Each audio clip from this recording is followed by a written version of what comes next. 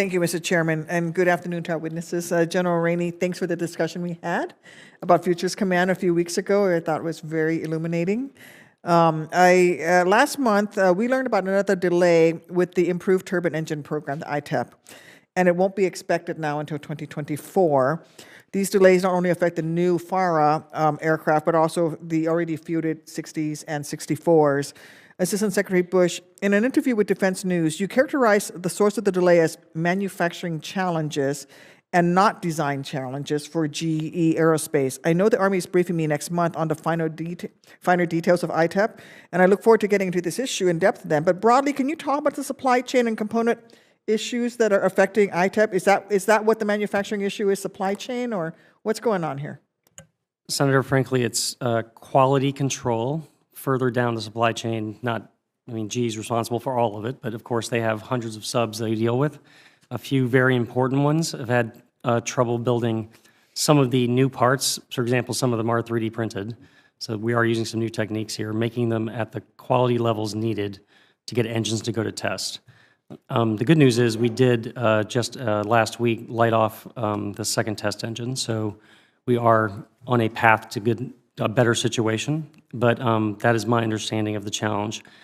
GE leadership is fully aware of it. I've had many conversations with them myself. They know we are watching closely. They know how vital the program is. They're committed to getting it right. Right now, I'm cautiously optimistic that our updated timelines will hold, but this will require constant attention, ma'am. Yeah, I've been very impressed with the Army and how they've developed the two new aircraft, and actually has always moved the timeline to the left, and now we're starting to slip right. So I am concerned about that.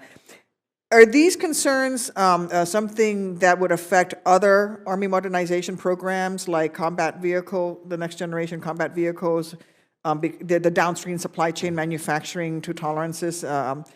Is this something that's going to spread to other areas? I don't expect so, ma'am. Of course, in aviation, we have the highest standards, is the most difficult things to produce. We've not seen anything like that recently with any of our ground vehicle programs, either the new ones like Mobile Protected Firepower or the older ones. But it's certainly a potential cause for concern. But I would say right now, I don't believe so, but it's definitely worth watching. Okay, thank you. General Rainey, in our discussion last month, you described how Army Futures Command was reevaluating cross-functional teams and how the command is looking at the Army's new priorities and organizational changes.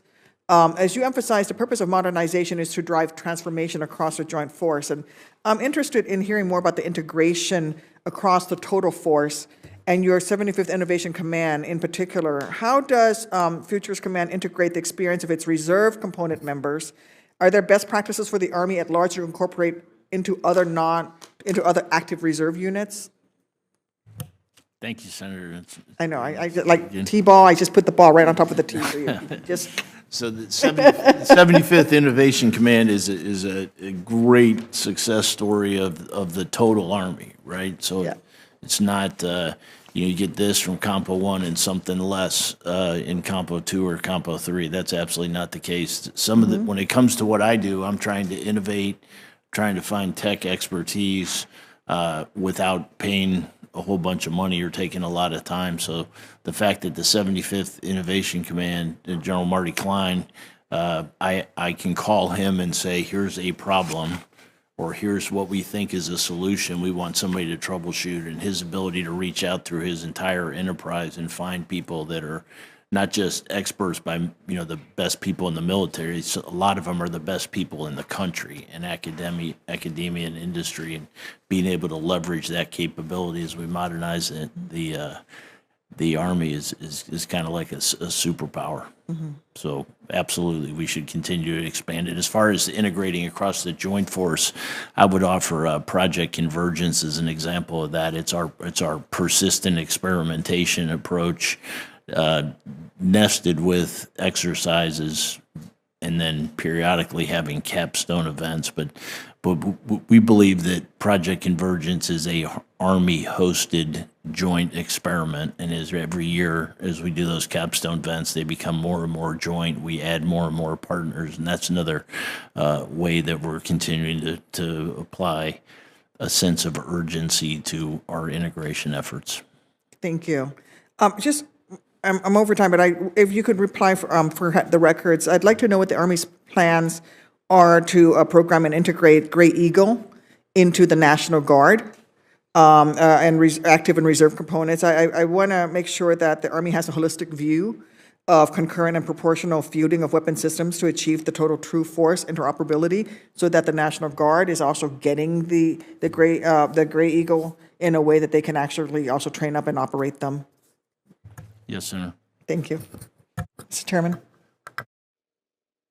You could take a general. I'm fine if Senator Cotton is. If you want to take that, and if you could talk about that briefly.